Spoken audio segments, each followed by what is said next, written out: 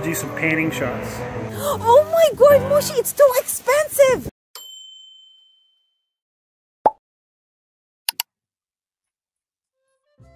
Hello sa ating lahat at mapagpalang araw at lovely day!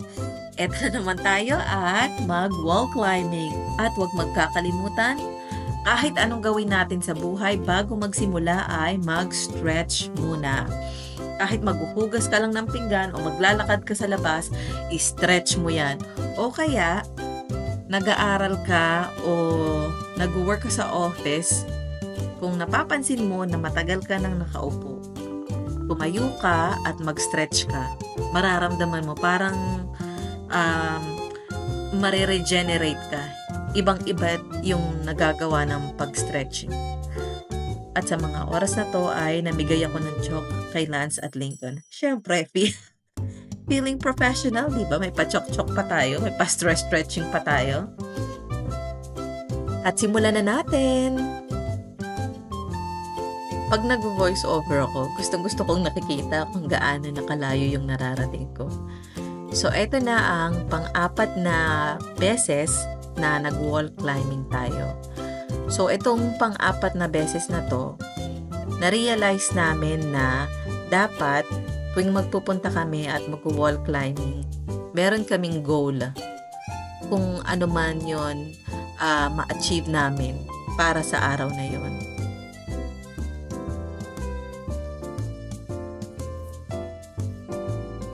Itong pag-wall climbing na to, hindi ko siya inaasahan, hindi ko siya inaakala na makakayanan ko.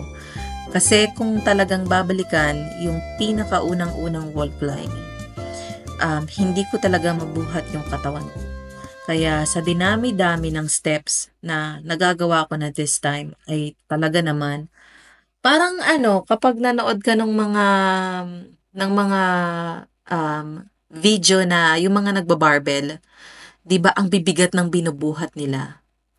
So, ano ba ang realization ko dito sa wall climbing? Relatable siya para sa lahat, kahit sa bata.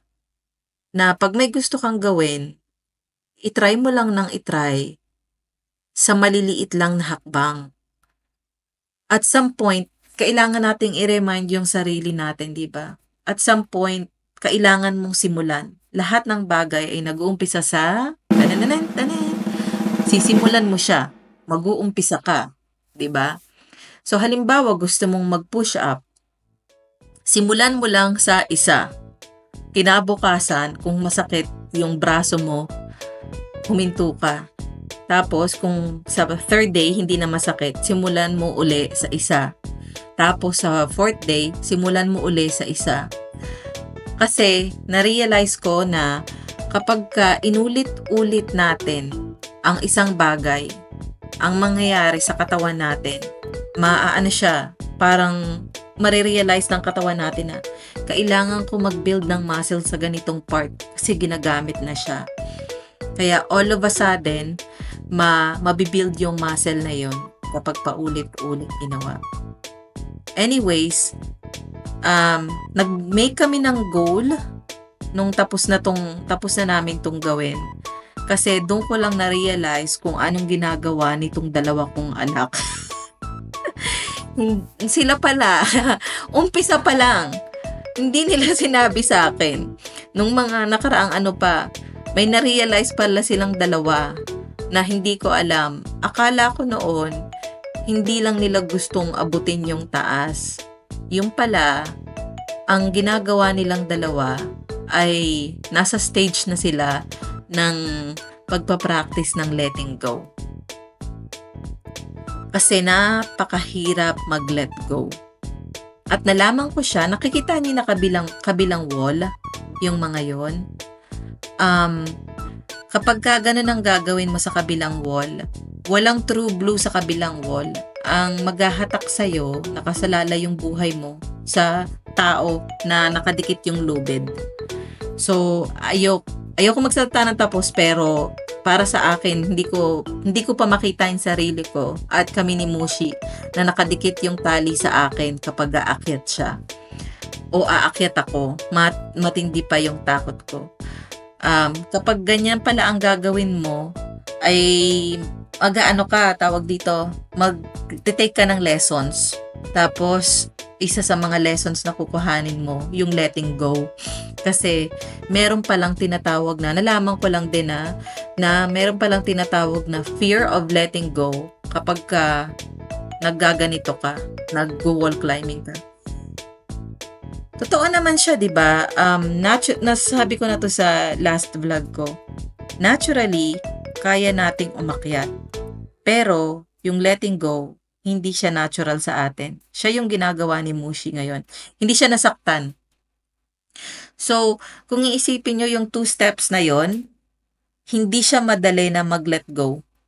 Napakahirap niya. Sobrang, hindi ko siya kayang i-explain talaga. Yung hirap, mentally, tatalunin mo siya na kailangan mong mag-let go. Kasi ikaw na lang isipin mo, tumayo ka lang sa pader. Pag nag-let go ka, masasaktan ka, di ba?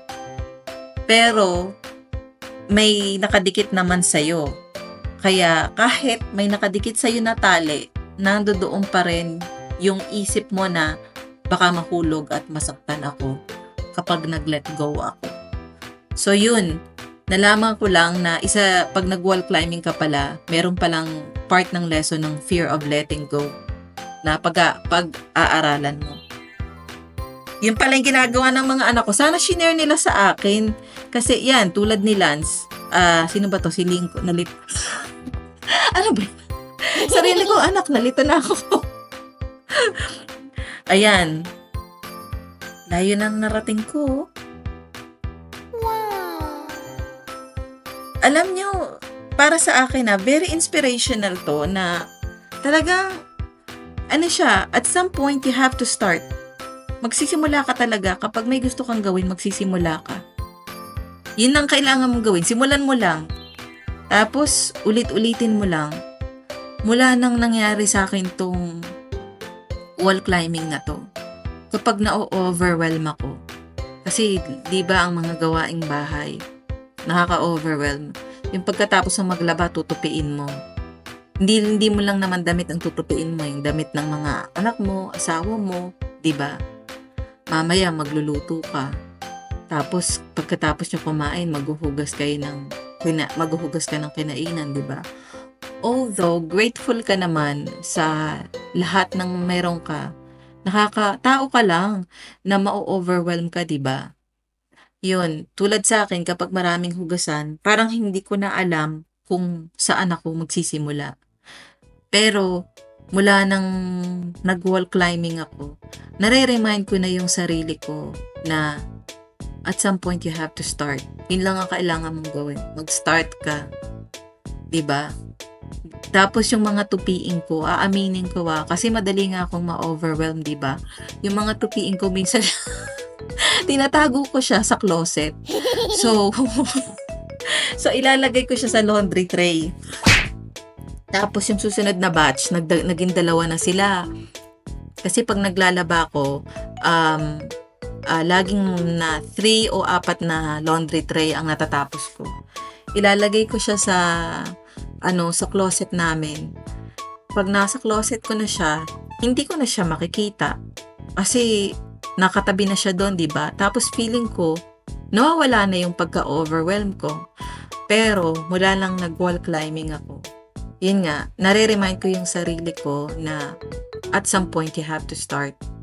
Magsisimula ka lang. Yun lang talaga ang kailangan mong gawin. Magsisimula ka lang. Ito yung tinatawag na CBT triangle. Your thoughts affect your feelings affects your actions. Diba? Kahit saan mo tignan, kahit sa bata, kahit sa matanda, sa ating lahat, totoo siya at maganda siyang i-apply. At maganda siyang maalala palagi na pag may naisip ka, yung naisip mo, yun ang mararamdaman mo. At kung ano yung mararamdaman mo, yun ang lalabas na gagawin mo. Halimbawa na lang, stick tayo sa gawaing bahay para relatable. Sa paghuhugas ng plato, di ba naisip mo, nako, ang dami-dami, hindi ko na to, wala nang katapusan. Tapos, yun ang naisip mo, ang feelings mo, na overwhelmed ka na. Yung actions mo, ayaw mo na siyang gawin, diba? Pero, kung umpisa pa lang, ang naisip mo, binago mo na siya. Imbis sabihin mo, ang dami-dami. Sabihin mo sarili mo, mag-start na ako. Tapos, pag nag-start ako, mauubos at mauubos din yan. Kaysa sabihin mo na, naku, ang dami-dami. Instead, sabihin mo, mauubos at mauubos rin yan. Yung naisip mo, yung feeling mo, dahil naisip mo na mauubos at mauubos rin yan, ang pinaka-feeling mo, go, go, go ka. Diba? Yung actions mo, ginagawa mo na siya. O diba? Kasi pag na-overwhelm ka, hindi mo na siya magagawa. Pero kapag naisip mo na matatapos siya, ang mararamdaman mo, yun ang gagawin mo. Hanggang sa napapansin mo, ginagawa mo na siya. 'Di ba? Parang yung mga lupiin ko ngayon, hindi na siya hindi na siya nagtatago sa closet. Natutupi ko na siya ng paunti-unti. Hindi ko siya pwedeng upuan ng isang upuan. Halimbawa, magtutupi ako ng damit, tapos bababa ako. Hindi ko alam kung merong mga iba na pag may ginawa tuloy-tuloy. Hindi ko kayang gawin ng isang bagay ng tuloy-tuloy. Halimbawa, nagtutupi ako. Kailangan kong bumaba, tapos magwalis ako sa baba. Tapos pag yung isang portion dito sa living area namin, halimbawa yung living area lang ang nawalis ko, lalayuan ko na siya kasi tapos na. I-vacuum ko yung ilalim ng mesa. Tapos lalayuan ko na siya. Hindi pa tapos yung buong living area. Lalayuan ko na siya, babalikan ko na yung tinutupi ko. Yun. Kasi napansin ko, kapag nagstay ako sa isang spot, sa isang gawaing bahay, ma-overwhelm lang din ako. Anyways, back to wall climbing. Etong inaakyat ko na yan. Kung alam niyo na. Ano ba ang mga rason sa likod ng mga ginagawa ko? Ang mga rason sa likod ng ginagawa ko ay natatawa talaga ako. Syempre, nagkakaedad na ako at gusto ko rin na yung mga buto ko, yung mga laman ko ay pag paunti-unti ginagawa ko siya ng ginagawa, magbi-build up ako ng energy para sa ganung bagay, 'di ba? At nabibuild din yung confidence ko. Kasi parang ano lang yan parang napakadali niya lang tignan, pero mahirap siya kasi nga nandoon pa rin yung fear of letting go, 'di ba? Na iniisip ko pag bumitaw ako, parang plagak, yung ganon, yung paplagak agad ako. So matagal yan. Oh, 'di ba lalayo pa. At nung araw na to, nung nagpunta kami diyan, nagbigay ako ng goal para sa sarili ko kung gaano kalayo ang mararating ko. So napaka layo na ng nararating ko ng mga oras na 'yan. At hindi ko inisip kung papaano ako bababa. Basta ang inisip ko lang kung gaano kalayo ang aking mararating. O, diba? At some point, word for the day para sa vlog na to, at some point, you have to start. Kailangan mo talagang mag-umpisa. At pa-share ko na rin, na-share ko na to sa isa kong vlog. Kaya ko rin to ginagawa kasi hindi lang dahil sa naghanap si Mushi ng family activity na pwede namin gawin bilang pamilya, kundi na rin at some point kasi sa buhay ko sa napakaraming taon ay halos hindi ako makapaglakad. Nagkaroon ako ng problema sa tuhod, nagkaroon ako ng problema sa paa, tsaka sa spinal cord ko. At napakahabang taon nun, lagi lang akong natutulog halos. Umaandar yung buong araw ko ng tulog kasi pagod na yung katawan ko sa sakit. At awa naman ng Diyos. Talagang mabait talaga ang Diyos. So sa may mga pinagdadaanan dyan, kumapit lang po kayo, mabait ang Diyos. Alam niya lahat ng hirap natin kasi Siya ang gumawa sa atin, di ba? So, kung ipinagkaloob niya yan, itong sasabihin ko, parang madali lang siyang sabihin.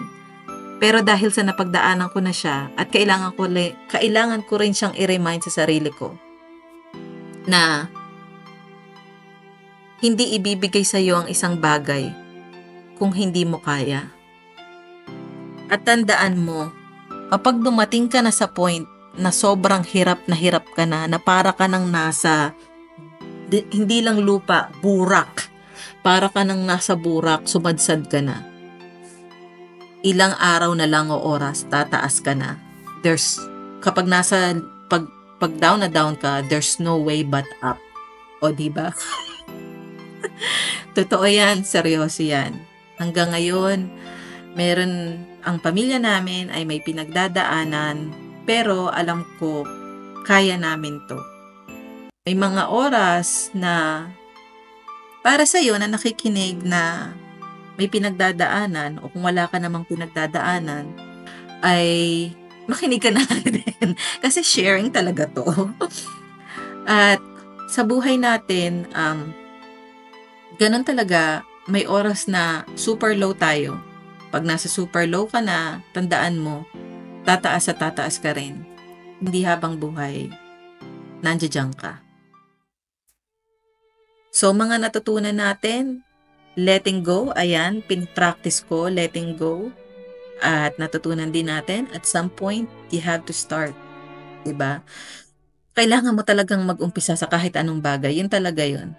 At konti-konti lang, huwag mong madaliin ang sarili mo. Pakonti-konti lang, basta at least ginagawa mo. Magkakaroon ka rin ng resulta. Ganon talaga ang buhay. At higit sa lahat, kailangan i-remind rin natin ang sarili natin na matuto tayong mag-pause. Hindi masamang kapag napapagod ka na, hindi lang physically, emotionally, mentally. Pag pagod ka na, hindi masamang magpahinga. Hindi ibig sabihin ng pagpapahinga ay sumusuko ka na. Kapag nagpahinga ka, nagigain ka ng strength at mas naiisip mo kung anong mas magandang bagay na gawin. So back to letting go. Sinabihan ako ng anak ko na si Lincoln na, Mommy, we're not gonna go home unless you practice letting go. Kasi napapansin niya na hindi ako makapanik hanggang sa taas. Tapos, paulit-ulit lang yung sinasabi ko na I can't climb all the way up because I need to have strength to go down. Sabi niya, let go. Tapos doon ko lang nalaman na yung pala yung mga pinagagawa nilang magkapitid. Puro letting go pala ang ginagawa nila, nagpa-practice sila. So, tinuruan ako ni Lincoln na kumapit, tapos yung isway yung katawan ko ng 1, 2, 3, tapos let go. Ay, sabi ko sa inyo, hindi ko mabitawan. Itong mga bato na to, hindi ko siya mabitawan. Ganyan lang, parang exage, diba? Parang, ano ba yan? Yan lang, hindi mo pa ma-let go. Hindi, kasi ang nasa isip ko, hirap na hirap pa ako. At, puro mali ang ginagawa ko kasi hinahawakan ko yung lubid. Pero, naturally, automatic siya parang nasabi ko na to nung nakaraan para siyang mainit na tubig. Pag hinawakan mo, yung kamay mo, hindi mo kailangang isipin yung automatic, yung tatanggalin mo. Ganon din sa pag-let go ng lubid. Talagang hindi mo siya mahahawakan ng matagal. Yan, panoorin natin.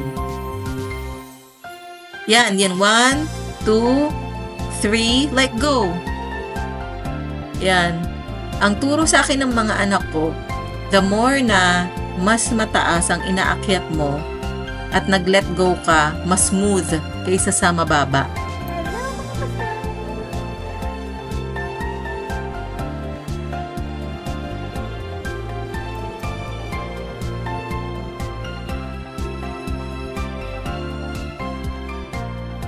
Boys, let's go. Huy! Good morning! morning! Kamusta na po kayong lahat? At good morning, sabi ni Cookie. Sana ay okay po tayo. At mapagpalang araw po sa ating lahat. Ngayon ay pupunta tayo sa Rona. At napakaganda po ng araw ngayon. Maaraw na maaraw. At maganda ang panahon pero ang kalsada ay hindi. Kapag tungtong na po dito sa spring, ang nangyayari, yung kalsada ay nagiging butas-butas na. Natural lang po yun dito. Kasi nag-expand yung ground kapag winter. So, ano na po ako, para na akong sumakay sa rides ng Canada's Wonderland. Yung, what do you call that rides in Canada's Wonderland wherein your brain is really shaken? Like, Mind Buster? Mind Buster. The Great Canadian Mind Buster. Yeah. Meron pong lumang ride sa, tawag dito? Sa Canada's Wonderland, yung Mind Buster na talagang, po talaga, seryoso. Parang ganun yung pakiramdam ng utak ko ngayon. Alog-alog na kasi yung kalsada nagbuka-buka. Kaya lahat ng daanan mo pisok, puro ganon. Sige mga kasnaw, samahan niyo po kami for today. Oh. No.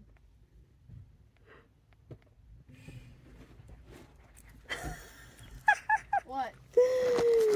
Cookie.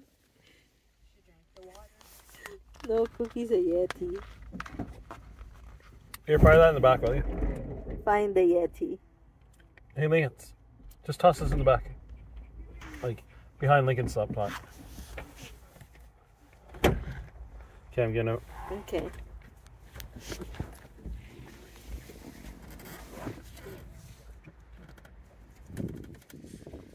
She's looking at the camera. Moshi, is that gonna fit on the side? This is for the other one. What's the other one? Yeah, it's 16.3 kilograms. It's for what? It's for the pot that I made. Oh, okay. Done. Okay. That problem's finished now. Okay. Right? Yeah. So, how much is it that? Oh my God, Moshi, it's too expensive. It's good. This is 34, that's 25. Yeah. Yeah?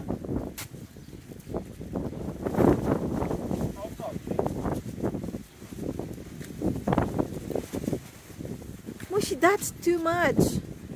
Where is this? Ha? This is $10. Ito pong lupa na to ay, Lance, can you move, honey, please? $25. $25.99. Kasi premium siya.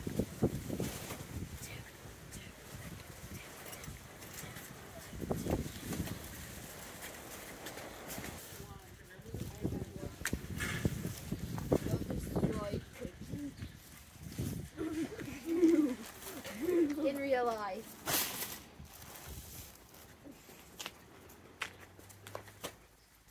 In real life. That's not real life. We'll get 4. You are doing a cake, so if you do that, then I'm going to zap all of the radiation out of you. It's nice to get on the top because if you get on the top, then it's not too compact. That's right.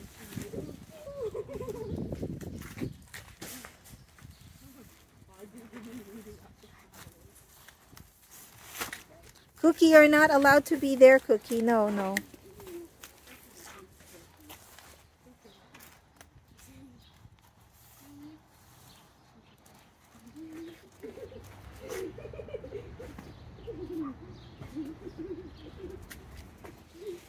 At ang presyo niyan ay $2.79. Sabi ko kay Mushi, okay na to kasi marami akong fertilizer sa bahay. Ayos na yan. So, ay lilibot ko kayo kung gusto nyo malaman magkano yun. Etong Black Earth na Scots, ang tatak ay $7.69. Ito namang tatak ay value $2.79. Etong, anong tatak nito? CIL Biomax, $6.99. Eto, compost. Oh, shrimp! Wow! Composted shrimp. $5.69. Maybe I should mix it with some of those. Eh? Ito naman yung manure ng cow. Ang tatak ay value $3.99. So, dagdag tayo nitong cow manure. Isa lang. Tapos, Bovine poop. yeah. Poop ng baka. Magdagdag tayo. It says composted manure with humus and peat moss for $3.99. Ito naman, composted manure ng sheep. Ganun din, $3.99. Ito naman ay $7.69 garden soil. Yes? I'm just gonna pay for this now. Get it in the van. You keep on looking No, around. the plants. I'm gonna buy this now because Okay. it's so heavy. It's so bulky. Uh-huh. I'm just gonna buy it right this second. And we'll load then- it up into the van and come back. Okay.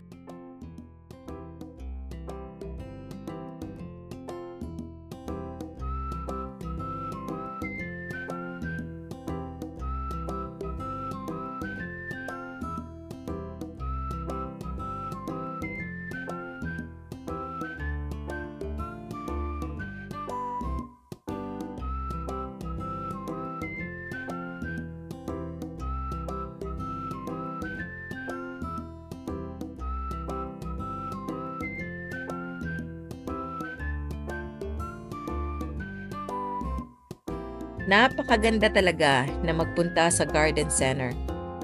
Kapag nakabili na ako ng mga halaman na gusto ko, lahat ng puto na gusto ko, at mga itatanim ko, bumibisita pa rin kami sa garden center. Kasi maikling-maikli lang siya. Pagtungtong ng ang pinaka-month talaga dito sa amin na kung saan ang mga tao ay talagang nag-uumpisa at sipag na sipag magtanim ay June. At pagtungtong ng July, yun yung parang tapos na magtanim, ganun. Tapos, mainit na talaga siya. Etong mga hanging basket na petunia na ito, ang iba rito ay hybrid na, kaya may iba-ibang design. Gustong-gusto tulad nitong mga petunia na to. Gustong-gusto ko siya kasi nung bata kami, wala kaming space na pagtataniman. Paglabas mo ng pinto, yun na yun, wala talagang space, walang balkonahe o ano. Yung nanay ko, sa bote ng plastic na bote, nagtatanim siya doon ng petunia. Pagkatapos, nilalagyan niya ng alambre at pinapako niya sa dingding sa labas. Yun yung mga isa sa maganda kong alaala ng bata ako. Cookie!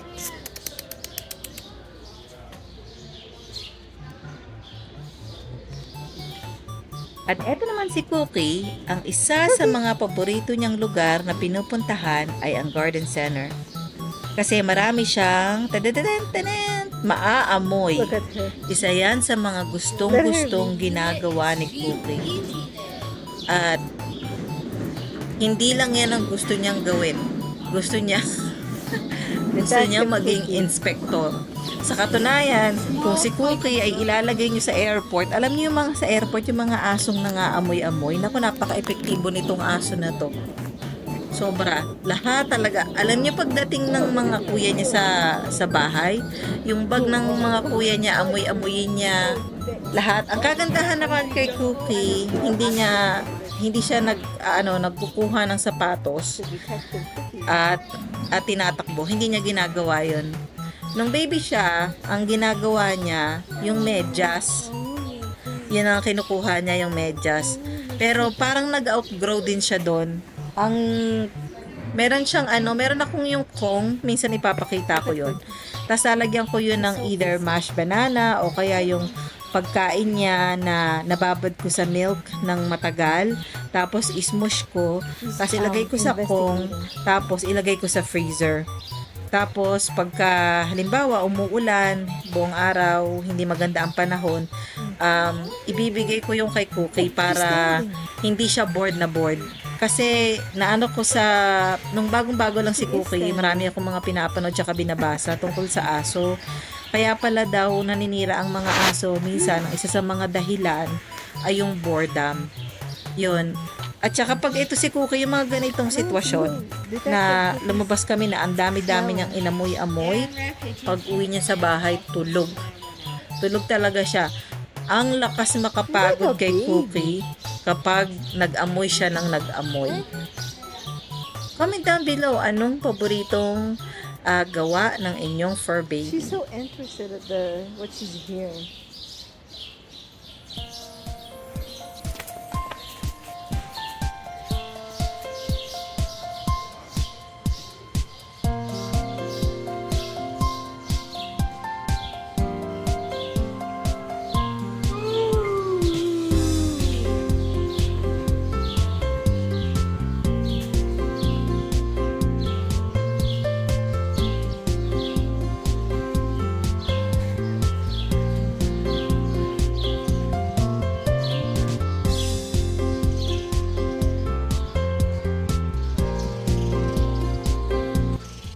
I-haul na po natin ng mabilisan ang mga nabili. Meron tayo ditong kiwi, at yung isa ay blackberry, at yung mga yon, yung lupa, at pang-is-is, paint, at meron tayong cookie!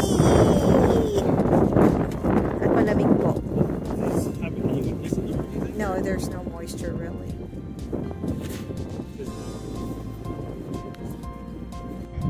Just give me a second. I'm almost done. Oh, by the way, this is the same For the table? table. Yeah. I was thinking that's why you got, what do you call that? That's why you said, I'm gonna go to the paint section, I'm gonna go to the sandpaper Yeah. section. Well, sandpaper is. Oh, it's not? It is. It's in the same section.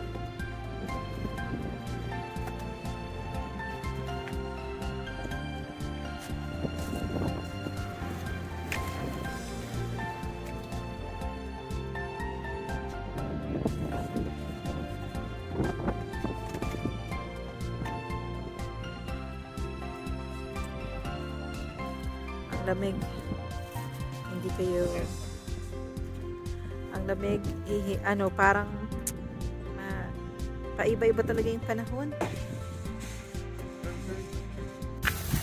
Isa-saolin na ni Cookie yung pushcart. Sige Cookie, isaolin mo na yung pushcart.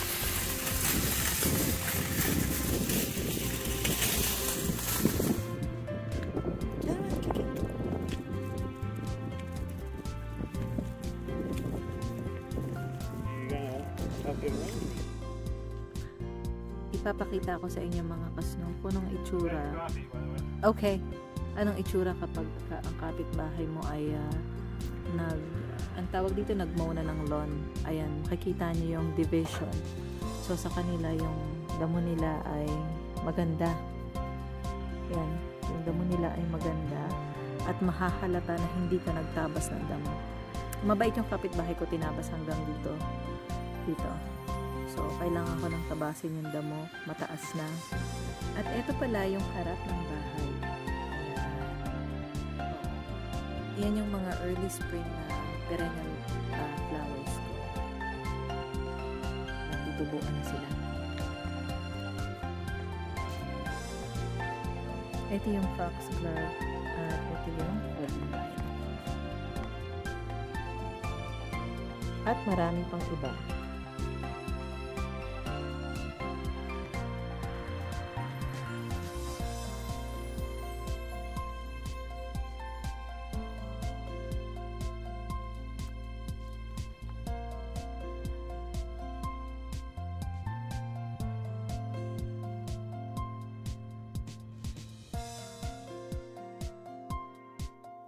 At ayan naman si Cookie.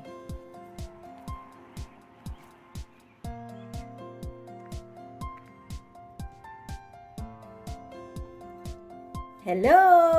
Andito na tayo sa bahay ngayon at hindi ko na vlog yung pagpunta namin sa grocery store kasi sobrang bilis lang talaga, nagmamadali kami.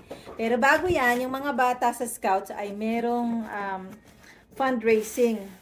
Tapos order ka ng kung anong gusto mong orderin. Ang kagandahan sa mga to ay matagal siya. Ilang taon siya bago kailan to ma-expire? Next year pa ng January at hindi mo siya kailangang i-ref. Kasi cured meat na siya. Yan. Ang dami niya. Yan. So, maganda kapag malaki ang nare-raise na. They put it in a soap box. Huh? They put it in a soap box. The box itself has got labels from the actual meat company. Oh, yeah? Smells like soap.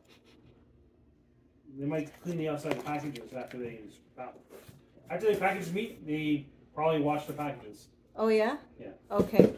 So, yan. Maganda kapag maraming na-order sa Scouts kasi malaki yung pondo ng Scouts at maraming magagawa. Tapos, liliit yung amount ng babayaran mo sa camping. At meron din tayong tinapay. Tinapay ni Mushi. At sa Food Basic kami bumili. Meron tayong kape. Para pag nag-camping tayo, ang kape ay romaine lettuce. Tapos, ito. Salsa. Pad Thai. At dahil gumaganda na ang panahon, ay mas napapadalas na tayong mag-barbecue. Lagi na ako ngayong nagba-barbecue. Meron tayong carrots, saging. Are you gonna pass by, Mushi? Okay, you go pass by. Okay. Meron tayo nito. At meron tayong snacks, brownies, at bear paw.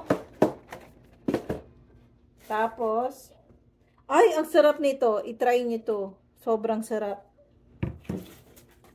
Sibuyas. At hindi ko na ilalabas. Gatas at yogurt. Magandang pangbaon sa school, yogurt.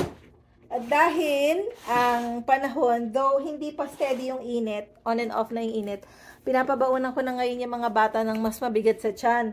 Lagi na silang kumakain ng pierogies. Pagkatapos, ito, itry nyo po ito.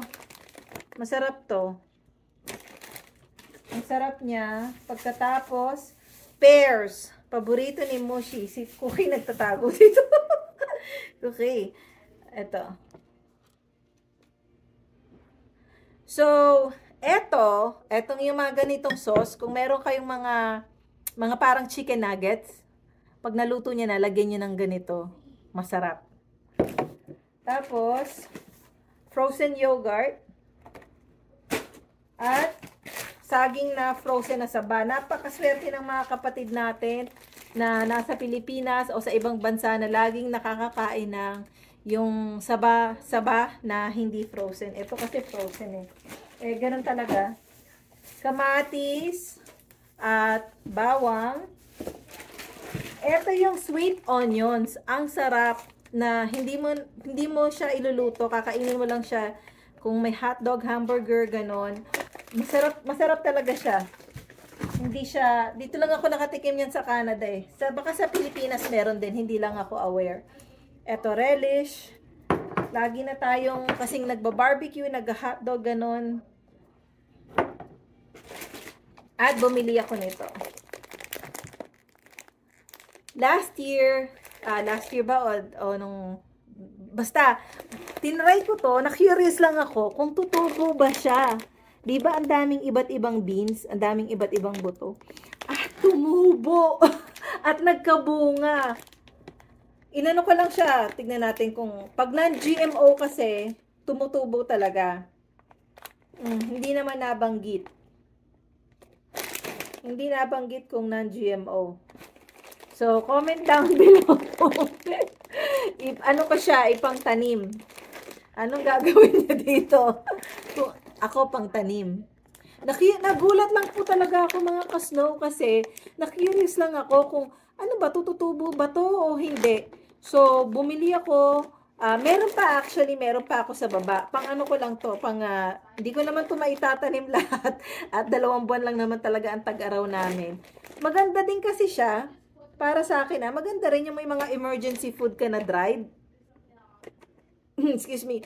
So, kung ano man ang mangyari, meron kang dried food, 'Di ba? Meron kang pasta, meron kang canned food, meron kang noodles, meron ka rin ito, mga emergency food.